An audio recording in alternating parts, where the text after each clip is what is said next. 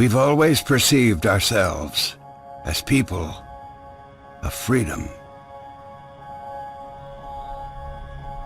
Freedom of equality, of human decency, of the right to live without fear. These freedoms have been given to us by many who sacrificed greatly. And somehow we've believed that the war has been won, that we have arrived. But if we open our eyes, we can see that the dream has not yet been fully realized, that there are still battles to fight, still inequalities present, still souls suffering,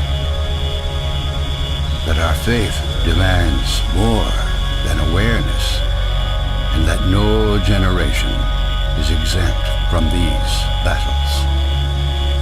But we are held responsible to stand, to do justly, to love mercy, and to serve the least of these.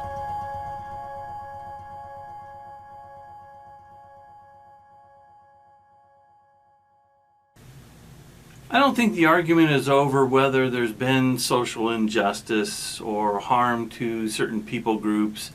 There has been, and there currently is. Quite a bit less than what used to be. The question is, what does matter? Not so much the injustices that are going on, because there's always going to be some of that, and you won't be able to correct that until Christ returns. There's sinners on this planet, and we fall short. The problem stems from, how do we fix it? Because the question of what matters comes up in how you go about correcting those things that are unjust. In other words, those things that are wrong. It's really talking about what's right and what's wrong. We talked about this a little bit before, of talking about justice and talking about self-governing and this sort of thing. But we want to go a little bit deeper into this, because, and you're probably not quite following along yet, but the idea is, if you want something to be just and something to be right, then what is right? What really is important? What really does matter? And if you don't get that question right, you're going to go down a path where you're never going to correct social injustice. You're never going to correct racism. You're never going to be able to correct certain wrongs in society. You just won't be able to do it, because the mindset of what matters and how you fix it begins to be part of the solution or a part of the problem. Okay, so what you base your ideas of right and wrong off of matters. That's what really matters. If we're going to say these things matter, you got to ask why. Why do they matter, and how do you fix it? Because if you don't get that right, if you don't understand what determines what is right and wrong and what is reality, then if you have a changing rule for the process, a changing rule for what's right and wrong, then you don't have anything really to shoot after, and it can be easily abused, right? Because you can almost justify anything.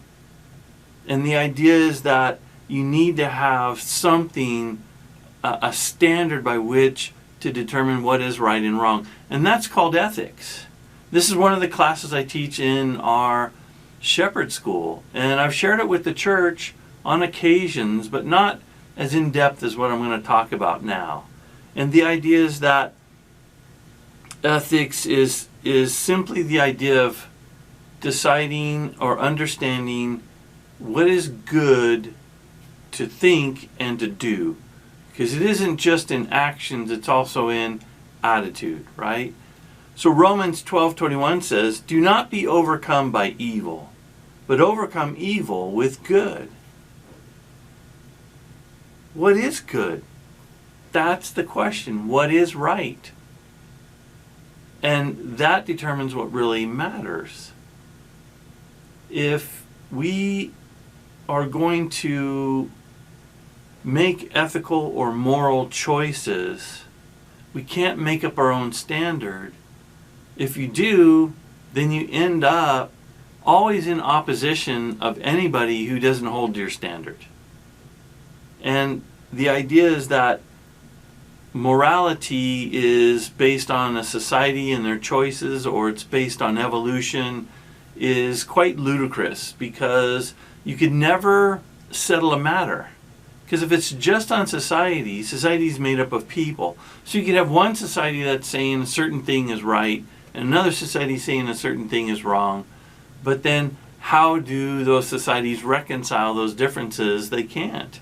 Because it's just on personal preference based on the society itself, or by the ruling class, or by the dictator. Hence, you get Nazism, which was against Christianity, against Jews, against blacks, against those who have mental,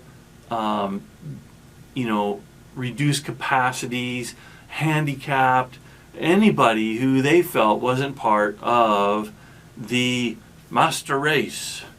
And so they justified killing these people. Well, other societies said, no, you can't do that. Who's to say?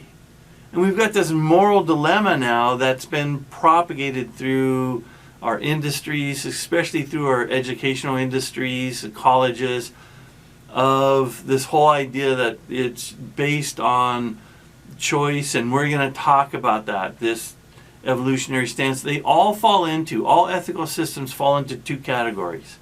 And those two categories we'll deal with. C.S. Lewis said this: education without values, as useful as it is, seems rather to make man a more clever devil. What he's saying is, you educate people, but you don't give them morals. They will do wrong things, they just become clever about it to justify it. And we not only have not taught values, we've torn down all good value systems for this relativism and this political correctness that is destroying our nation. And really, it's destroying nations around the world because of how they set this up. And so Hosea says, they sow to the wind and they reap the whirlwind. That's Hosea 8:7, the first part of the verse. And so when you see this, reaping the whirlwind, this is really talking about, if you sow discord, if you sow things, if you sow a little bit of discord, you're gonna end up with a war on your hands, right? If you sow that there are no real values, then almost anything begins to go, and then you can justify almost anything. And in this, what we begin to realize is this will quickly divide us. If you have competing value systems and you have a matter that is at the forefront, you're going to have a divide. Now, the reason we used to call America a Christian nation is because it was based on Christian values, Christian ethics. And because most of the people, even people who weren't Christian, bought into these values, because you would see it on TV.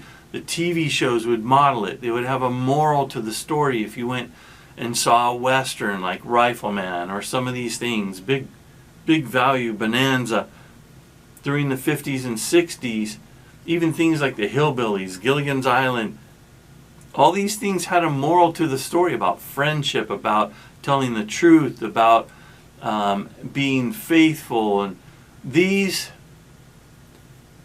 values were instilled in us and then slowly have been exiting our society for non-Christian values, or values that are not absolute.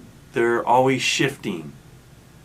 So Christian values are based on God and God's nature, God's being. So if He's good, if He is love, then He doesn't change, and that's an absolute value. It's the same for all people, all places, and all times. But many people reject that because they don't want to believe in God and don't want to submit to God.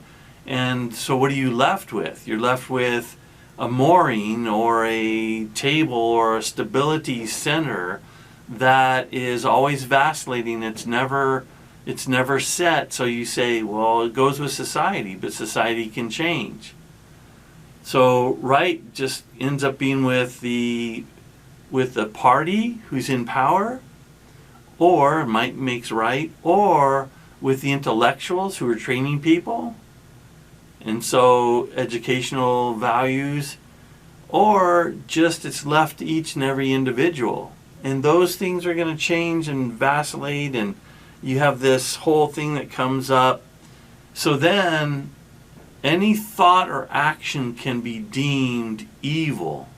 That's what the fascists did, and the bigotry in Nazi Germany, is that anything that didn't correspond to their version of truth and their version of morality, their version of what they deemed as being the society values, then they could act out on that person. At first it just started with censorship.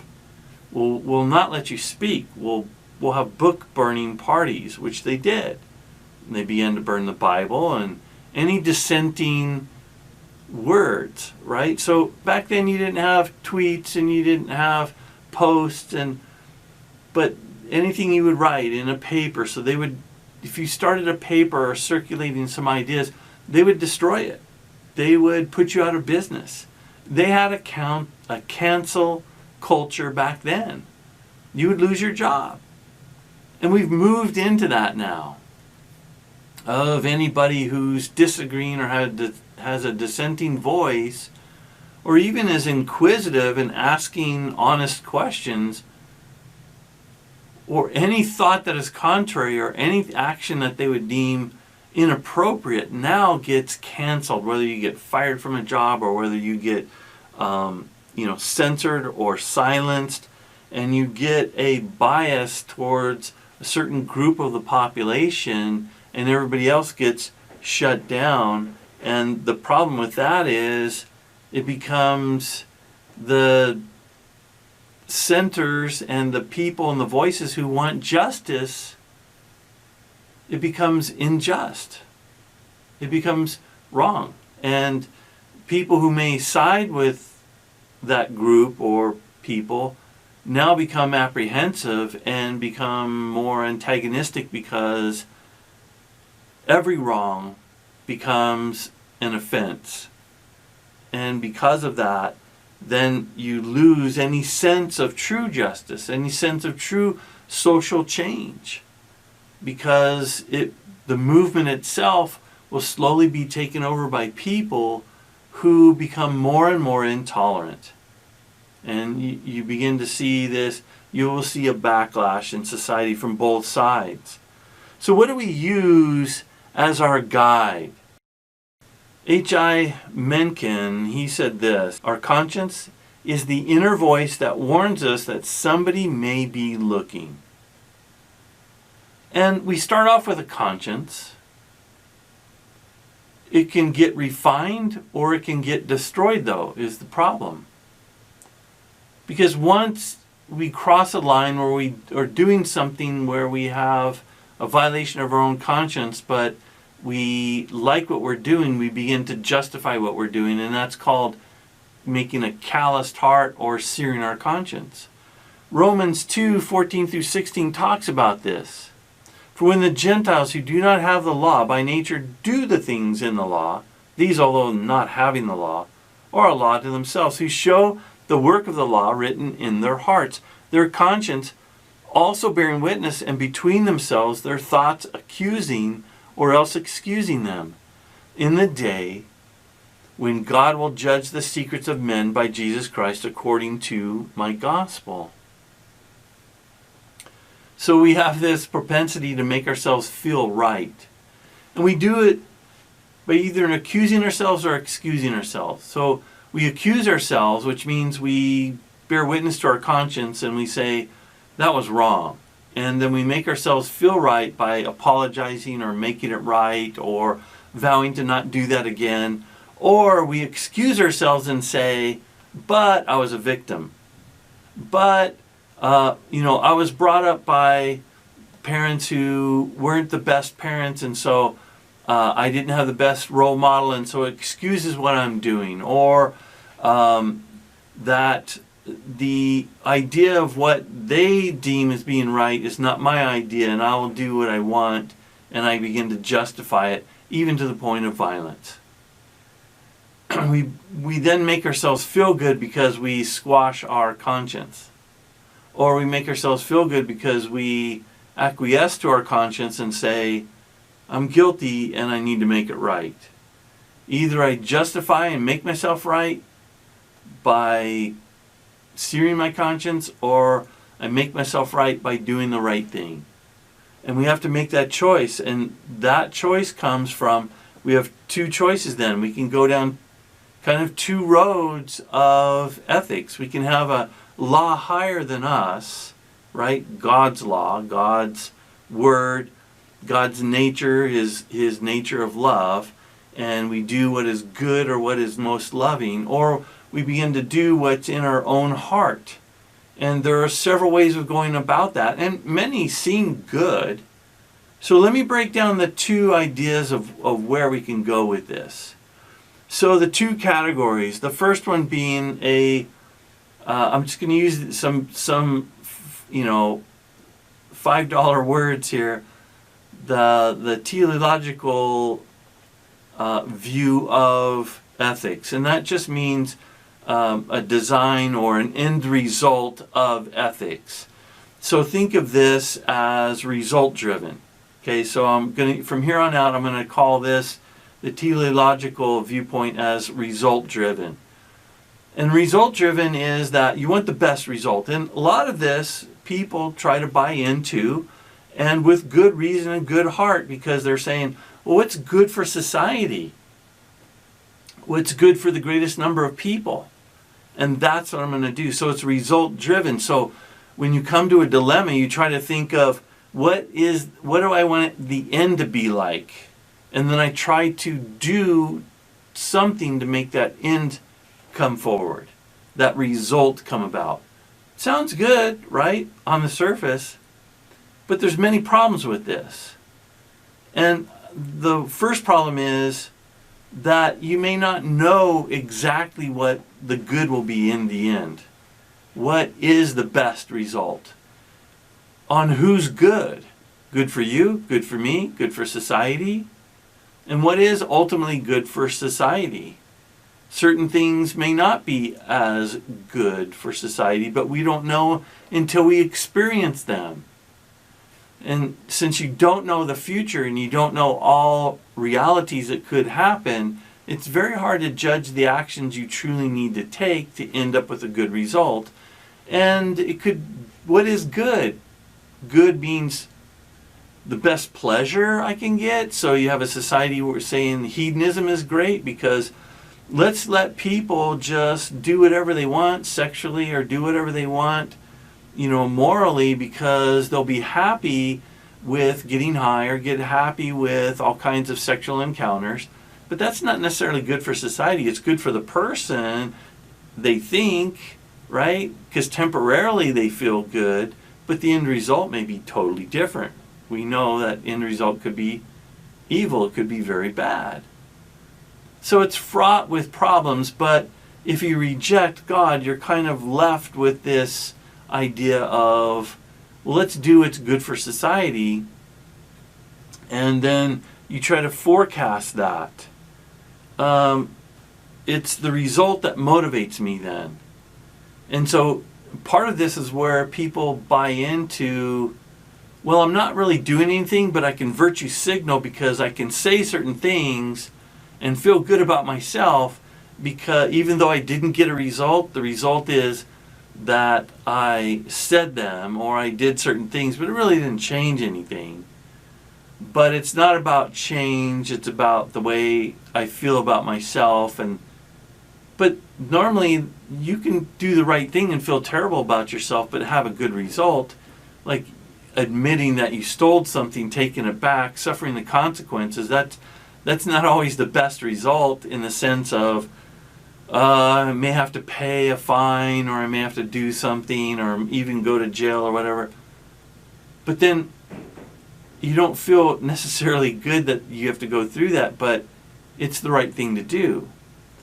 And that's the opposite view. The opposite view of this is not the result is what we do, is what we look for to make our ethical decisions. And this is the other one, this is the deontological. And so from now on, I'm going to call this obligation driven. So you have result driven and obligation driven. And I'm going to contrast these two in just a bit so you get a clearer picture. Obligation is, I can't control the end result very much, but I can control me doing what is right now. I have an obligation or a duty to do what is right, and then it's most likely going to end in the right result, but it won't always end that way because I can't control all variables.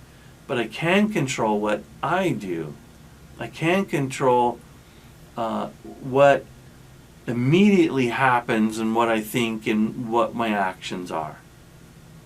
And this view is got to be based in an absolute. And so it's based in the absolutes of God. So where do you get your decision making of right and wrong from? You get it from God's greater good principle, or God doing the most loving thing, or the greater good at the moment.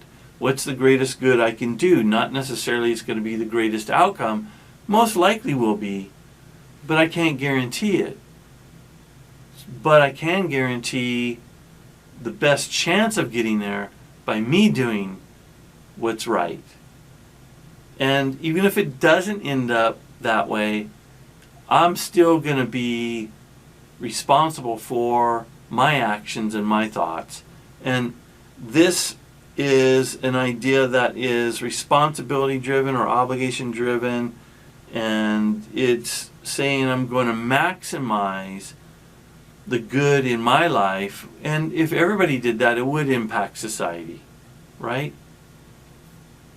Now, the problem is we've got in our nation and in the world, we've got these two competing viewpoints, and they're clashing.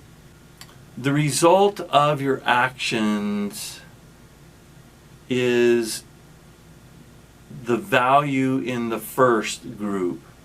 Your action is valued in the second group.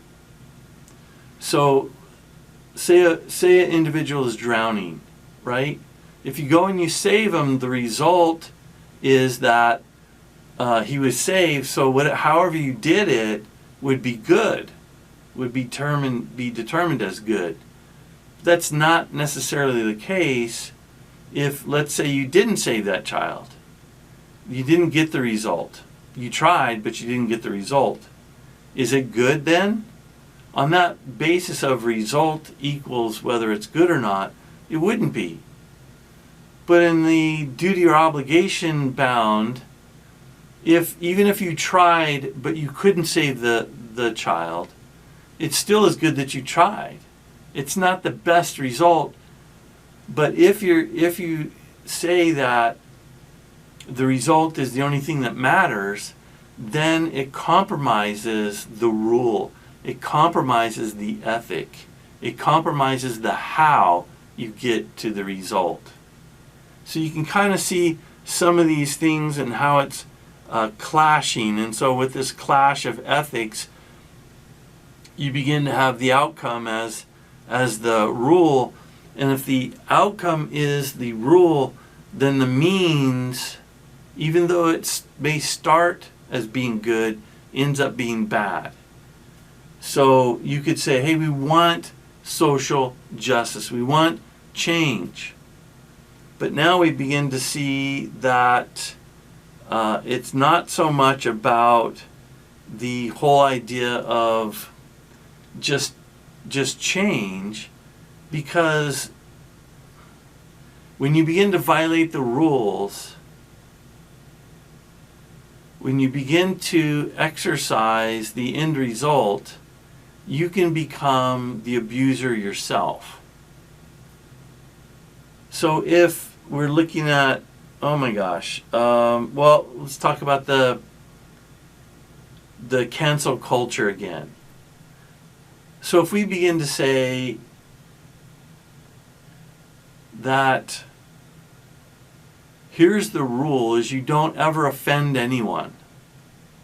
It's impossible to avoid offending anyone. But if you have the rule of don't offend anyone, and any offense that comes actually equals aggression, then any aggression can be met with certain aggression. Then you've got this cancel culture, which somebody said something, oh my gosh, a whole bunch of people are offended. Now they want to exercise above and beyond measures of, well, you said something offensive, now you deserve to lose your job. Now you deserve to lose your freedom of speech. Now you deserve to be punished above and beyond. But it now becomes abusive, because that's not also then the same rule that they're judged by, because that becomes offensive. You're not going to agree with me that this matters to the degree that I say, that's offensive, and now you've lost your voice. Now you have no say in it, and you're just as evil as everyone else. Well, that may not be the case. And so we've moved into an area of justice seekers becoming violators of justice. That bringing social justice begins to violate society and society's rules, and then imposing new rules which are much like the same rules that were already there, of border control, of protection, of there being free trade, and all these things begin to come in, and so it just gets perverted and then abused.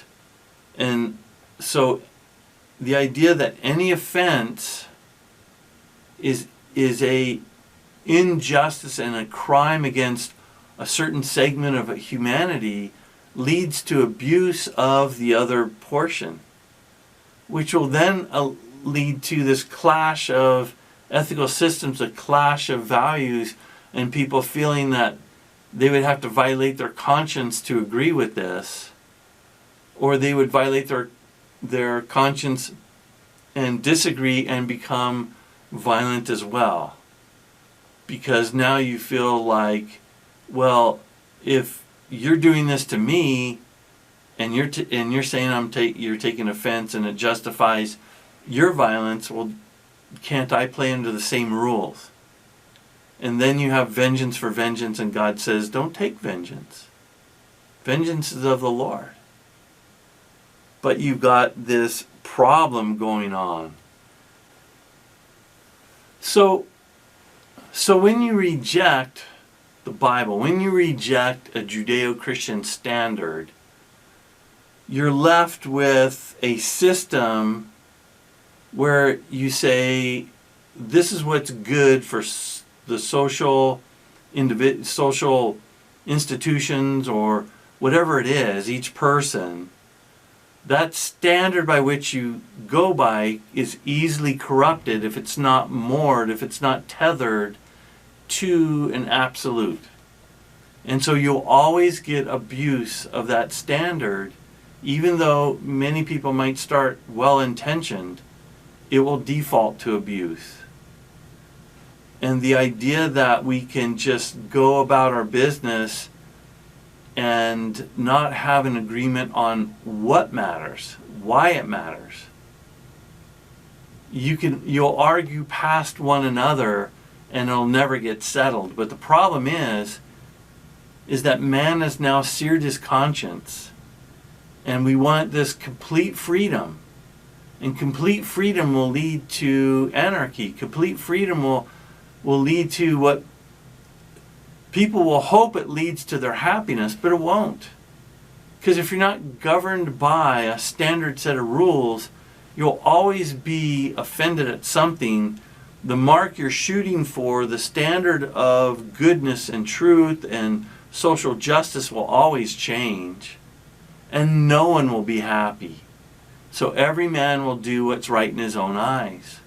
And we see Paul talk about that in 2 Timothy 3, 1 through 4. He says, "But know this, that in the last days, scary or perilous times will come, dangerous times. For men will be lovers of themselves, lovers of money, boasters, proud, blasphemers, disobedient to parents, unthankful, unholy, unloving, unforgiving, slanderers, without self-control, brutal, despisers of good, traitors, headstrong, haughty, lovers of pleasure rather than lovers of God." When we begin to see this, we get scared. But we knew this would come. We see it in the Bible. We see the Bible saying exactly as it's happening now. Scary because maybe we didn't think it would happen to this degree. We thought maybe the rapture would happen, or we would pass on, or it would be a generation or two down the road. But it has happened. And Paul talks to Timothy in 1 Timothy 15 through 17 in chapter 1. He says, "This is a faithful saying and worthy of all acceptance, that Jesus Christ came into the world to save sinners, of whom I am chief. However, for this reason I obtained mercy, that in me first Jesus Christ might show all long suffering, as a pattern to those who are going to believe on him for everlasting life. Now to the King eternal, immortal, invisible, to God who alone is wise, be honor and glory forever and ever." I love the way Paul thinks, right? He's like, hey, it's going to get bad, and things are bad now. And he was being persecuted then, even in prison. Beaten, stoned. And yet he's like, but there's hope in Jesus Christ. And that hope is extended to sinners like us, who can be trusting in Christ, who is the wise one. He is the eternal one, who is wisdom incarnate, right? And that will lead us into truth and love and peace and wholeness and happiness and true social justice. And without that, we have no hope. But there is great hope in him. And so I'd pray that you would trust in him, trust in his love, and trust in Jesus sacrificing himself on the cross for all the evils in the world so that we might receive forgiveness. We're pierced by our conscience, and we see that we have been wrong. Not just that we were wronged, but we have been wrong. And we ask for his forgiveness. And in obeying him, we begin to obey the rule of love. And when you operate in that, regardless of the end result, you will generally get that, the best result. But regardless of that, if you're doing the right thing, then you're going to have the best possible society and the best possible life. Amen and amen. All right, until next week, God bless you.